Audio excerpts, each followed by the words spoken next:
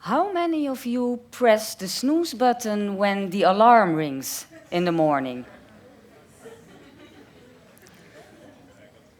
And how many of you press it more than once? Ah, great. So I'm not the only one here who wants to get up early but fails to do so. Well, let me ask you a different question. Who ever thought of eating fewer unhealthy snacks? And who succeeded in doing so for more than a month? See, many of us want to live healthier lives, but fail to do so. So we want to get up early, and we want to live healthier lives, but somehow we don't. How about your pensions? Do you think you save enough for retirement? Or do you plan to look into this at some future point in time?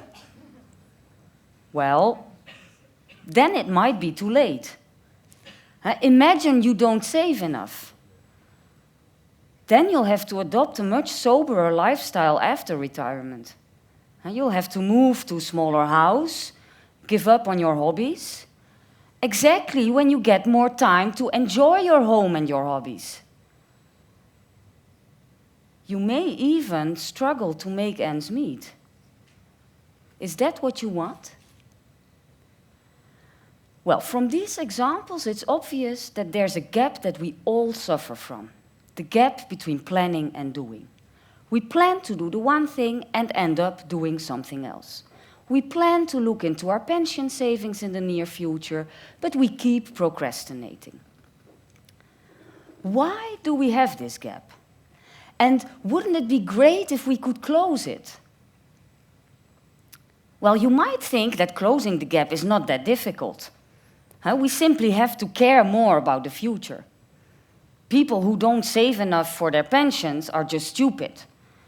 It was their choice not to save more, so no pity for them after retirement. Well, it's not that simple. We do care about the future. We have ambitious plans for the future. We just fail to carry them out. Ironically, the first step towards closing the gap between planning and doing is to become aware that we cannot escape from it. And to understand the gap, it helps to think of ourselves in the future as different persons than we are today. So not only our circumstances change, no, our preferences change as well, from day to day, from minute to minute. It's as if we're a different self at every point in time. The current self is planning, and the future self is doing. And the gap between planning and doing is essentially the result of a disagreement between our current and our future selves. So the self who sets the alarm wants to get up early, and the self who wakes up from the alarm wants to stay in that nice, warm, and comfortable bed. In general, there are at least 3 reasons for a disagreement between our current and our future selves. First of all, circumstances change. So imagine that in the near future, there will be a great technological breakthrough that will all of a sudden make us all live 10 years longer on average. Well, then my future self will decide to save more for retirement than my current self plans to do. And this disagreement between my current and my future self is caused by this unexpected change in circumstances. So none of these selves is to blame for making a wrong decision. They simply have different information on which to base their decisions. But when I set the alarm in the evening and wake up the next morning, circumstances haven't changed that much. It's me, my preferences that have changed. I simply want to stay in bed. So, changing circumstances are only part of the story. Our preferences change as well. Why? Well, most of the plans we make have consequences for several of our future selves. So when we make plans, we have to trade off the well-being of different future selves. So we have to determine how important we find oneself relative to the others. So we have to determine how much priority we give to our different selves. How do we do this? Well, in general, we care less about the future than about the present. So the further in the future a self, the less priority it gets. But what causes the gap between planning and doing is the fact that the priorities that we give to these different selves may change over time. The closer we get to our future selves, the larger the priority we give to the sooner relative to the later selves. How does this work or apply for my alarm clock? Well, when I set the alarm in the evening, I have to trade off the well-being of at least two of my future selves. The self who wakes up from the alarm and wants to stay in bed, and the later self, who doesn't want to be late at a meeting in the early morning. And when I set the alarm, I may decide to give equal priority to both of these selves. And I may decide that the discomfort of getting out of bed early is less painful than the discomfort of being late at the meeting. So I'll decide to set the alarm relatively early. But once the alarm rings in the morning, I'll give more priority to the self who wakes up. And I'll decide to stay in bed. So it's as if the self who wakes up puts too much priority on himself. In that sense, we could say that the self who wakes up is responsible for the gap between planning and doing. But maybe the self who sets the alarm fails to correctly anticipate how much discomfort I would feel when waking up from the alarm. So maybe it's the self who sets the alarm that makes a mistake. Maybe it's that self that's responsible for the gap between planning and doing. And this brings me to a third reason for a disagreement between our current and our future selves. When we make decisions with future consequences, we have to project ourselves to the future. We have to imagine how much our future selves will like what our current self decides today. And research has shown that that is really difficult for us. We tend to overestimate how similar our future selves are to our current selves. It's called projection bias. It's as if we don't have sufficient empathy for our future selves. So imagine doing groceries. Well, when I go to the supermarket, I buy food that will be consumed by my future selves.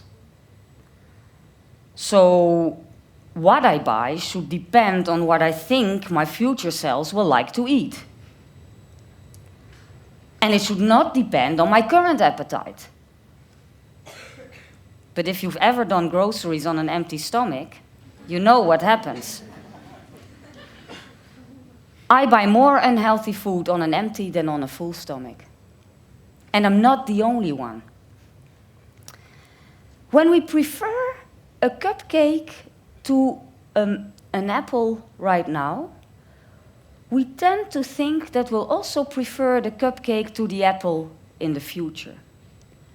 But in the future, we may well prefer the apple, a disagreement between our current and our future selves. And here we can say that the current self fails to correctly foresee what the future self will need. So here we could say that the current self is responsible for the gap between planning and doing. So we've seen 3 reasons why we make plans that we fail to stick to. Circumstances may change, the priorities we give to our different selves may change, and it's really hard for us to guess what our future selves will need and like. And we cannot say that the gap between planning and doing shows that we fail to do the right things. No, maybe we just fail to make the right plans. So it's not clear which self is to blame for the gap between planning and doing, the planner or the doer. But how could we close the gap? Well, we could decide to make our plans more realistic. We could decide to only make plans that we know that we'll be able to stick to. But of course, this only works if we are aware of the fact that in the future we may want to do something different than our current self would like us to do. But if we adopt this strategy of realistic planning, then we are essentially shifting some decision power from our current to our future selves, because our current self has to adjust to whatever our future self will do. So when I set the alarm in the evening, I could decide to set it a bit later. If I realize that setting it earlier won't make me get out of bed earlier.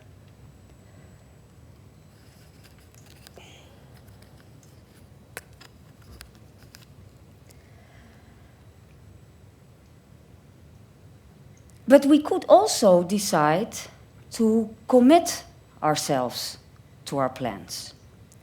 So when I set the alarm, I could decide to put it far from my bed so that the only way to press the snooze button is to get out of bed.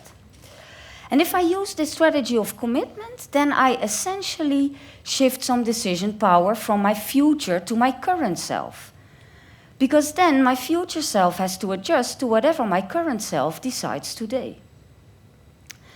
And of course, this strategy also only works if I'm aware of the possible disagreement between my current and my future selves. So, the gap between planning and doing is the result of an ongoing struggle between our different selves. And it's not clear which self is right. But if we're aware of the gap, then we can try to make more realistic plans and commit ourselves to our plans. All in all, awareness is the first step towards closing the gap. It will make us suffer less from the tension between what we want today and what we will want tomorrow. So maybe we can find commitment devices that help us stick to healthy lifestyles. Or maybe we can be less ambitious and make realistic plans for living healthy lives. It's up to you. Thank you.